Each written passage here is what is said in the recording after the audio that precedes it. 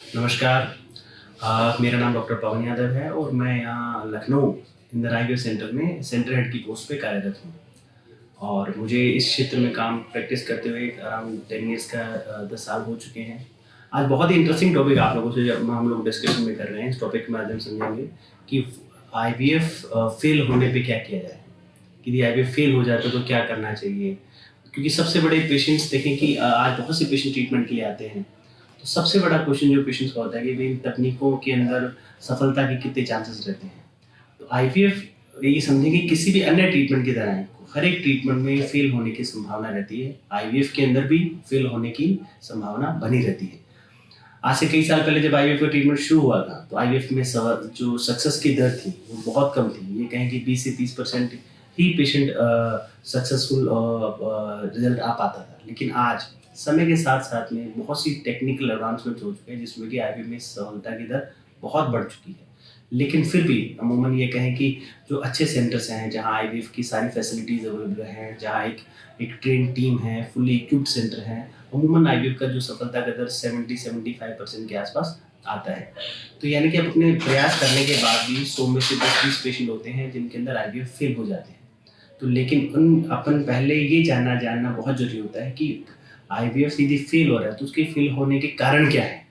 देखें कि मुख्यतः दो बड़े कारण माने जाते हैं आईवीएफ फेल होने के लिए। एक कहें कि यदि गर्भाशय, महिला का गर्भाशय जहाँ जहाँ प्रेगनेंसी लगती है और जहाँ पे बच्चा 9 महीने ग्रो करता है, यह कि बच्चेदानी का सही होना, गर्भाशय का सही होना, यूट्रस का सही होना, ये सबसे मेन प्रायोरिटी है।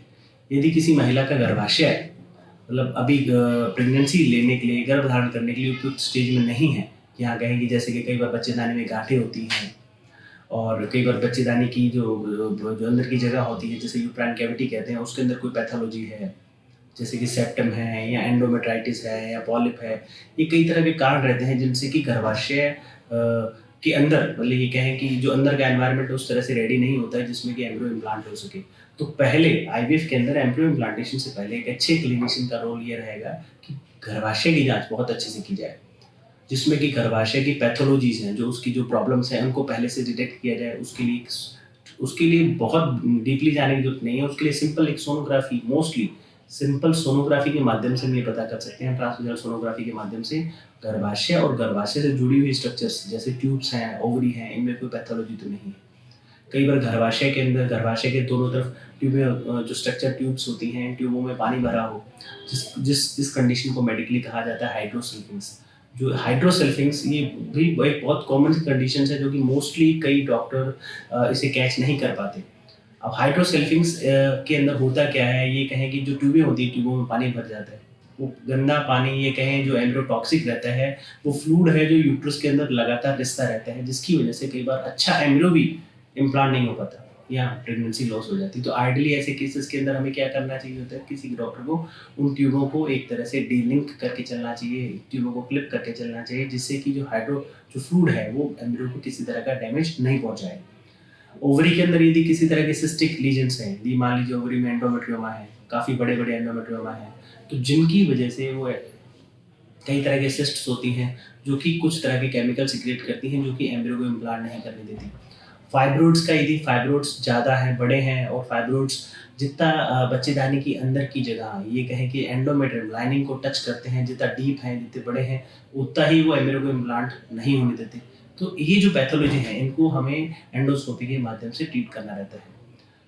फाइब्रोइड्स के लिए माइवेक्टमी करनी पड़ती है, ट्यूबों के लिए डीलिंकिंग करनी रहती है, ओवरी के लिए ओवरियन सिस्टेक्टमी की जाती है। साथ ही साथ हिस्ट्रोस्कोपी के माध्यम से जो कैविटी की अंदर की प्रॉब्लम है, जो कि सब म्यूकोजल प्रॉब्लम है, जैसे पॉलिप है, सेप्टम है, इनको दूर किया जाता है। और एक तरह से हिस्ट्रोस्कोपिक मेट्रोप्लास्टी की जाती है, जिससे कि गर्भाशय का जो अंदर का एनवायरनमेंट है वो एम्ब्रियो इम्प्लांटेशन के लिए हम लोग उपयुक्त मतलब आइडियल बना पाए। ये तो बात थी गर्भाशय के लिए। सेकंड, आईवीएफ के अंदर इक्वली मेहनत हमें एम्ब्रियो पे करनी रहती है। यानी कि गर्भाशय अपन ने अच्छा बना लिया, लेकिन यदि उसमें एम्ब्रियो स्लाइड नहीं है जिससे कि प्रेगनेंसी आ सके। ज़्यादातर केस में मैंने बताया कि फेल होने के दो मुख्यतः कारणों में कि यूट्रस का रेडी नहीं होना, और ज़्यादातर पेशेंट्स के अंदर सबसे बड़ा कारण माना जाता है कि एम्ब्रियो उस लायक नहीं है। अच्छा एम्ब्रियो किसे कहा जाता है? देखिए, जब आईवीएफ की शुरुआत हुई थी, आईवीएफ में हम क्या करते हैं, महिला को इंजेक्शंस लगा के उसके एग्स बनाते हैं, उन एग्स को निकाल लिया जाता है और हस्बैंड के स्पर्म से मिला के एम्ब्रियो बनाते हैं। एग और स्पर्म को जो मिलाते हैं तो एम्ब्रियो तो बनेगा। अब लेकिन क्या ये एम्ब्रियो उस लायक है कि जो प्रेगनेंसी दे सकता है? नहीं दे सकता है। इसका विद एक्सपीरियंस डॉक्टर्स को काफ़ी तक, मैं ये कहें कि एक एक्सपीरियंस के साथ में एक एक्सपीरियंस डॉक्टर्स को ज़्यादातर केस में पहले से ही पता लग जाता है कि ये प्रेगनेंसी दे सकता है, नहीं दे सकता है। ऑलमोस्ट ये कहें कि 80-85% तक हम लोगों को आइडिया हो जाता है कि ये केस एम्ब्रियो उस लायक है कि नहीं दे सकता। अब एम्ब्रियो जनरली बनाया जाता है तो एग और स्पर्म को जो फर्टिलाइज करा के बाहर एम्ब्रियो जो लैब के अंदर एम्ब्रियो बनाए जाते हैं, तो डे 1 एम्ब्रियो होता है, उसे कहा जाता है 2 सेल स्टेज। डे 2 पे एम्ब्रियो की 4 सेल स्टेज होती है, डे 3 पे 8 सेल स्टेज होती है। पहले टाइम, आज से कुछ सालों तक पहले तक ये कहें कि ज़्यादातर डॉक्टर डे 2 या डे 3 एम्ब्रियो, यानी कि डे 3 एम्ब्रियो को इम्प्लांट किया करते थे। लेकिन आजकल हम लोग ज़्यादातर डॉक्टर हैं प्रेफर करते हैं कि एम्ब्रियो को मैक्सिमम जितना बाहर लैब में ग्रो कर सकते हैं, जो कि एक बेस्ट स्टेज होती है डे 5 या डे 6 स्टेज, जिसे कहा जाता है ब्लास्टोसिस्ट। ब्लास्टोसिस्ट इंसानी बच्चे की एम्ब्रियो की सबसे एडवांस स्टेज होती है। यहाँ तक आते थे एम्ब्रियो जनरली एक फर्दर स्टेज में जा चुका था, जहाँ उसमें 360 ग्राउंड सेल्स होती हैं। तो एम्ब्रियो के बारे में हम लोग ज़्यादा अच्छे से बता पाते हैं कि एम्ब्रियो का क्या ग्रेड है, क्या स्टेजिंग है। तो अच्छे एम्ब्रियो उन्हें कहा जाता है blastocyst embryo should be of grade 1। यदि किसी महिला का गर्भाशय अच्छा है और उसके अंदर ब्लास्टोसिस्ट एम्ब्रियो ग्रेड 1 या ग्रेड 2 के एम्ब्रियो को इम्प्लांट किया जाएगा, तो अमूमन ये कहें कि प्रेगनेंसी आने की संभावना सबसे ज़्यादा रहती है। दूसरा रहा कि उस फर्दर क्या टेक्निक ऐड की जाए ऐसे पेशेंट्स के लिए जो आईवीएफ फेल, जिनका ऑलरेडी फेल है, या उनकी ऑलरेडी ऐसे पेशेंट जिनका आईवीएफ पहले फेल हो चुका है, उनके अंदर अल्टीमेटली ये कहें कि उनके अंदर पहले से बहुत नर्वसनेस होती है, वो पहले घबरा जाते हैं कि सर मेरा पहली बार फेल हो गया, अब दोबारा ऐसी दिक्कत नहीं है। तो कुछ टेक्निक्स होती हैं जिनको हम ऐड ऑन करते हैं, जिनके माध्यम से आईवीएफ में सफलता की तरफ बढ़ जाती है, जिसमें एक मैंने ब्लास्टोसिस्ट कल्चर के बारे में बताया, जिसमें कि हम लोग डे 5 डे 6 एम्ब्रियो को इम्प्लांट करते हैं। Secondly, laser assisted hatching. What is laser assisted hatching? ये कहें कि जो एम्ब्रियो रहता है, एम्ब्रियो के चारों तरफ एक खोल रहता है, जिसे कहा जाता है जोना पेलुसिटा। तो अक्सर ऐसी महिलाएं जिनकी ये ज़्यादा है, जिनके बार बार आईवीएफ फेल हो रहे हैं, या जिनको पॉलीसिस्टिक ओवरी की दिक्कत रही है, या जिनमें किस पहले ट्यूबरकुलोसिस की हिस्ट्री रही है, वहाँ पे ये अक्सर देखा जाता है बढ़ती एज के साथ में एम्ब्रियो जो बनते हैं उनका जो आउटर शेल रहता है उसकी थिकनेस ज़्यादा रहती है और स्टिफनेस ज़्यादा रहती है। ऐसे एम्ब्रियो को इम्प्लांट कर भी दिया जाएगा तो कई बार एम्ब्रियो हैच करके बाहर नहीं निकल पाता और जिससे आईवीएफ फेल हो जाते हैं। आजकल हम क्या करते हैं कि एम्ब्रियो इम्प्लांटेशन से जस्ट पहले एम्ब्रियो को शेल को लेज़र असिस्टेड हैचिंग टेक्निक की मदद से हम लोग थिन कर देते हैं, जिससे कि जब एम्ब्रियो को इम्प्लांट किया जाए, रिलीज़ किया जाए, तो एम्ब्रियो ईजिली हैच होकर बाहर निकलते हैं और ये माना जाता है उससे एम्ब्रियो के अंदर एम्ब्रियो के इम्प्लांटेशन की क्षमता यानी कि चांसेस बढ़ जाते हैं।